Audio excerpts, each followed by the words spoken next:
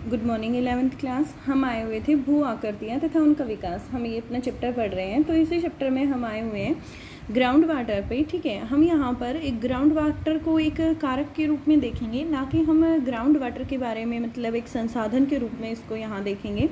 तो देखिए, शुरुआत करते हैं। भूम जल यहाँ एक संसाधन के रूप में वर्णित नहीं है। यहाँ भूम जल का अपर्दन कारक के रूप में और उसके द्वारा निर्मित स्थलारूपों का वर्णन किया गया है। देखिए, भूम जल का जो वर्णन जो यहाँ पे किया गया है वो एक रिसोर्स के रूप में नहीं किया गया है। ठीक है, कि वो एक संसाधन के रूप में नहीं किया गया, बल्कि यहाँ पर किस रूप में किया गया है कि जो भूम जल है वह एक अपर्दन के कारक के रूप में है और उसके द्वारा निर्मित स्थल रूपों का वर्णन किया गया है। जब चट्टानें पारगम्य, कम संघन, अत्यधिक जोड़ों, संधियों व दरारों वाली हों तो धरातलीय जल का अंतरसरण आसानी से होता है। लंबवत गहराई पर जाने के बाद जल धरातल के नीचे चट्टानों की संधियों, छिद्रों तथा सहसंतरण तल से होकर क्षैतिज अवस्था में बहना प्रारंभ कर देता है। ठीक है, देखिए, जब लंबवत गहराई में जब वो नीचे की तरफ जाता है, चट्टानों की जो संधियां होती हैं, स्पेस जो होता है, छिद्र होते हैं, सहसंतरण तल से होकर वह किस अवस्था में बहता है? क्षैतिज अवस्था में बहता है, हॉरिजॉन्टल अवस्था में बहेगा। ठीक है, जल का यह क्षैतिज व ऊर्ध्वाधर प्रवाह की चट्टानों के अपर्दन का कारण है। भूम जल में पदार्थों के परिवहन द्वारा बने स्थल रूप महत्वहीन है। भूम जल से यदि हम परिवहन के द्वारा जो भी स्थल रूप बनते हैं वो सारे के सारे क्या है? महत्वहीन है। दैट मीन्स उनकी कोई इंपॉर्टेंस नहीं है। इसी कारण भूमिगत जल का कार्य सभी प्रकार की चट्टानों में नहीं देखा जा सकता, लेकिन ऐसी चट्टानें जैसे कि चूना पत्थर या डोलोमाइट जिनमें कैल्शियम कार्बोनेट की प्रधानता होती हैं, उनमें धरातलीय व भूम जल रासायनिक प्रक्रिया द्वारा अनेक स्थल रूपों को विकसित करते हैं। देखिए, भूम जल की वैसे तो इस तरीके से जो भूम जल से स्थल रूप बनते हैं उनकी कोई इंपॉर्टेंस नहीं है, लेकिन जब भूमिगत जल के अकॉर्डिंग यदि हम देखें तो उसमें जैसे कि कुछ चट्टानें हैं, चूना पत्थर या डोलोमाइट, ठीक है, इनमें जो है कैल्शियम कार्बोनेट की मात्रा की प्रधानता पाई जाती है, तो उनमें धरातलीय व भूम जल रासायनिक प्रक्रिया द्वारा उनके स्थल रूपों को विकसित करते हैं। ठीक है, जो इनके स्थल रूप है वे किसके द्वारा विकसित किए गए हैं? धरातलीय जल बोल सकते हैं या आप इसे भूम जल भी बोल सकते हैं। ये दो प्रक्रियाएं जो हैं वह घोलनीकरण व अवक्षेपण या तो चूना पत्थर व डोलामाइट चट्टानों में अलग से या अन्य चट्टानों के साथ अंतरा संस्तृत पाई जाती हैं, और किसी भी चूना पत्थर या डोलामाइट चट्टानों के अक्षेत्र में भूम जल द्वारा घुलन प्रक्रिया और उसके निक्षेपण प्रक्रिया से बने ऐसे स्थल रूपों को कार्स्ट स्थलाकृति का नाम दिया गया है। यह नाम जो है वह एड्रियाटिक सागर के साथ बाल्कन कार्स्ट क्षेत्र में उपस्थित लाइमस्टोन चट्टानों पर विकसित स्थलाकृति जो है उनके आधार पर किया गया है। अपरदनात्मक तथा निक्षेपणात्मक दोनों प्रकार के स्थल रूप कास्ट स्थलाकृतियों की विशेषताएं हैं। अब यहाँ हम बात करेंगे अपर्दित स्थल रूप की। ठीक है, इनमें हम किस चीज़ के बारे में पढ़ेंगे? कुंड के बारे में पढ़ेंगे, घोल रंध्र क्या होते हैं, लैपिस क्या है और चूना पत्थर चबूतरे क्या हैं, इनके बारे में। देखिए, शुरुआत करते हैं। चूना पत्थर चट्टानों के तल पर घुलन क्रिया द्वारा छोटे व मध्यम आकार के छोटे गोल वृत्तों का निर्माण होता है, जिनके विलय पर इन्हें विलयन रंध्र कहते हैं। देखिए, क्या कहा गया है यहाँ पे? चूना पत्थर चट्टानों के तल पर जो घुलन क्रिया द्वारा छोटे तथा मध्यम आकार के छोटे गोल वृत्तों का जो निर्माण होता है, छोटे या मध्यम आकार के जो भी गर्त होंगे, गड्ढे होंगे, उनका निर्माण होगा, उसे हम क्या कहते हैं? यहाँ पर विलयन रंध्र कहते हैं। ठीक है, घोल रंध्र कास्ट क्षेत्रों में बहुता में पाए जाते हैं। घोल रंध्र एक प्रकार के छिद्र ही होते हैं जो ऊपर से वृत्ताकार तथा नीचे से कीप जैसे आकार के होते हैं। ऊपर से कैसे होंगे? वृत्ताकार होंगे, और नीचे से कैसे होंगे? नीचे से ये कैसे होंगे? कीप की आकृति के होंगे, और इनका क्षेत्रीय विस्तार कुछ वर्ग मीटर से कुछ हेक्टेयर तथा गहराई आधा मीटर से 30 मीटर तथा उससे अधिक होती हैं। इनमें से कुछ का निर्माण अकेले जो है वह घुलन प्रक्रिया द्वारा ही होता है, और कुछ अन्य पहले घुलन प्रक्रिया द्वारा बनते हैं। अगर इन घोल रंध्रों के नीचे बनी कंदराओं की छत ध्वस्त हो जाए तो ये बड़े छिद्र ध्वस्त तथा निपात रंध्र के नाम से जाने जाएंगे। देखिए, जो इनके ऊपर जो घोल रंध्रों के नीचे जो कंदराओं की छत ध्वस्त हो जाए तो ये क्या होंगे? बड़े छिद्र जो ध्वस्त या निपात रंध्र के नाम से जाने जाते हैं। ठीक है, तो देखिए अधिकतर घोल रंध्र ऊपर से अपरदित पदार्थों की जमने से ढक जाते हैं और उथले जलकुंड जैसे प्रतीत होते हैं। अब देखिए ध्वस्त घोल रंध्रों को डोलाइन भी कहा जाता है। ध्वस्त जो रंध्र हैं उनको क्या कहा जाता है? डोलाइन भी कहा जाता है। ठीक है, तो देखिए ध्वस्त रंध्रों की अपेक्षा गोल रंध्र जो हैं वह अधिक संख्या में पाए जाते हैं। गोल रंध्र जो होंगे वो ज़्यादा संख्या में पाए जाते हैं। सामान्यतः धरातलीय प्रवाहित जल गोल रंध्रों व विलयन रंध्रों से गुजरता हुआ अंतभूमि नदी के रूप में विलीन हो जाता है और फिर कुछ दूरी के पश्चात किसी कंदरा से भूमिगत नदी के रूप में फिर निकल आता है। जब घोल रंध्र व डोलाइन इन कंदराओं की छत के गिरने या पदार्थों के स्खलन द्वारा आपस में मिल जाते हैं तो लंबी तंग तथा विस्तृत खाइयां बना दी जाती हैं, जिसे हम क्या कहते हैं? घाटी रंध्र कहते हैं या युवाला कहते हैं। धीरे धीरे चूना युक्त चट्टानों के अधिकतर भाग इन गर्तों व खाइयों के हवाले हो जाते हैं और पूरे अक्षेत्र में अत्यधिक अनियमित पतले व नुकीले कटक आदि रह जाते हैं, जिन्हें हम क्या कहते हैं? लैपिस कहते हैं। इन कटकों या लैपिस का निर्माण चट्टानों की संधियों में भी भिन्न घुलनशील प्रक्रिया द्वारा होता है। कभी कभी लैपिस के ये विस्तृत अक्षेत्र समतल चूनायुक्त चबूतरों में परिवर्तित हो जाते हैं। अब बात करेंगे हम कंदराओं की।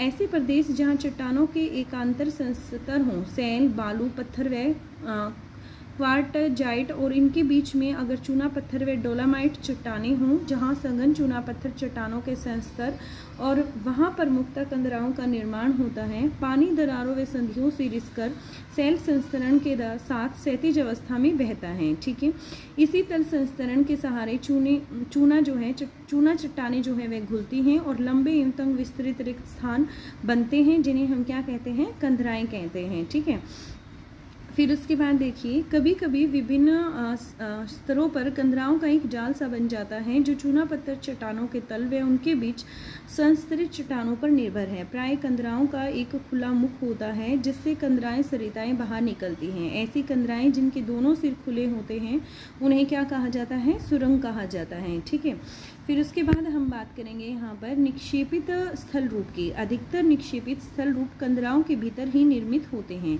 चूना पत्थर चट्टानों में मुख्य रसायन जो है वो क्या है? कैल्शियम कार्बोनेट है, जो कार्बन युक्त जल में शीघ्रता से घुल जाता है।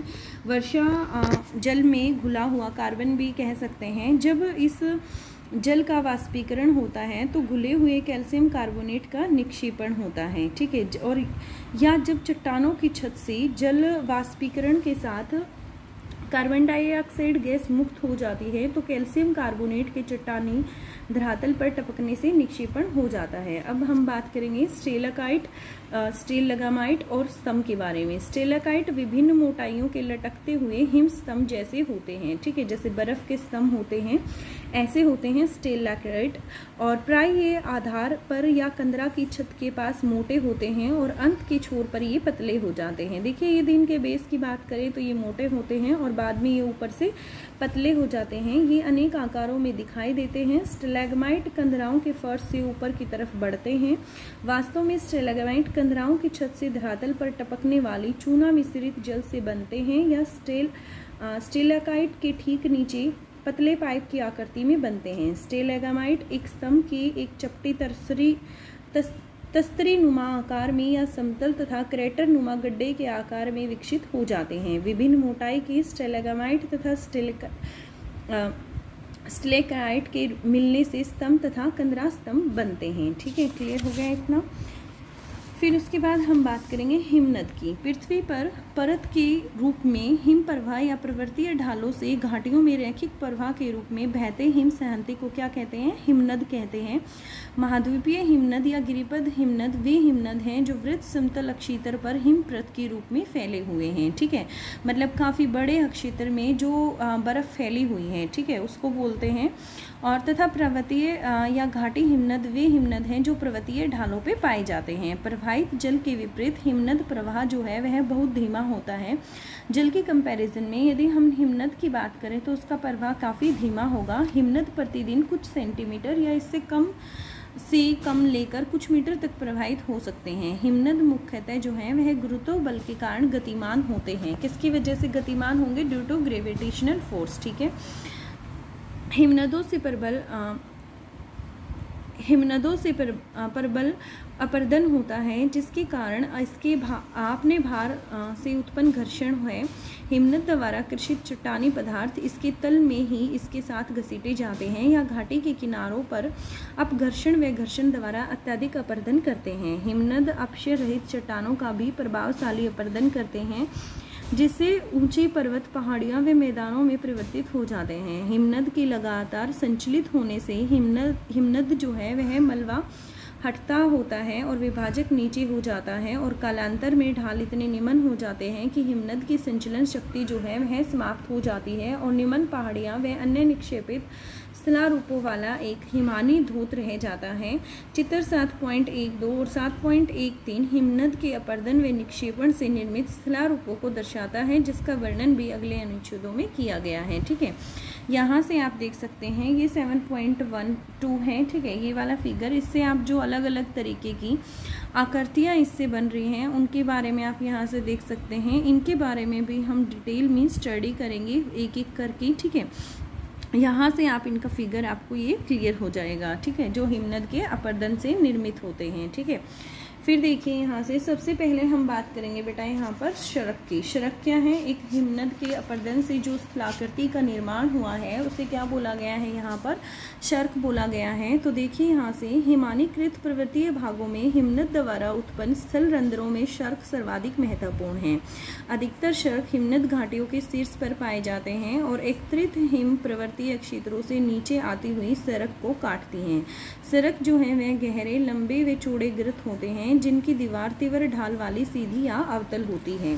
शरक क्या होते हैं?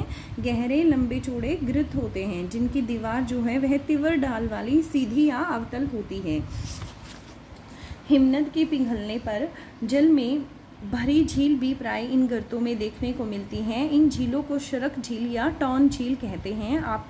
आपस में मिले हुए दो या दो से अधिक सर्क सीढ़ी नुमा क्रम में दिखाई देते हैं। ठीक है, फिर उसके बाद नेक्स्ट जो स्थलाकृति की बात करेंगे वो नेक्स्ट स्थलाकृति क्या है? होर्न या गिरीशृंग और सिरेटेड कटक। शरक के शीर्ष पर अपर्दन होने से होर्न निर्मित होते हैं। यदि तीन या अधिक विकिरणित हिम निरंतर शीर्ष पर तब तक अपर्दन जारी रखें जब तक उनके तल आपस में मिल जाएं, तो एक तीव्र किनारों वाली नुकीली चोटी का निर्माण होता है, जिसे हम क्या कहते हैं? होर्न कहते हैं। लगातार अपर्दन से सड़क की दोनों तरफ की दीवारें तंग हो जाती हैं और इसका आकार कंघी या आरी के समान कटकों के रूप में हो जाता है, जिन्हें अरेत कहते हैं। इनकी ऊपरी भाग नुकीला तथा बाहरी भाग टेढ़ा मेढ़ा होता है। इन कटकों का चढ़ना प्राय क्या होता है? असंभव होता है। आल्प्स पर्वत पर सबसे ऊंची चोटी मैटरहॉर्न या हिमालय पर्वत की सबसे ऊंची चोटी एवरेस्ट वास्तव में होर्न है, जो शरक के शीर्ष अपर्दन से निर्मित हुई है। ठीक है, ये चीज़ यहाँ से क्लियर हो गई आपको। देखिए जो टॉपिक आपने किए हैं, होर्न क्या होता है या फिर आप जिसे गिरीशृंग या सिरेटेड कटक भी बोलते हैं, और शरक क्या होता है। ठीक है, ये सारी चीज़ें आपको यहाँ से कर लेनी है।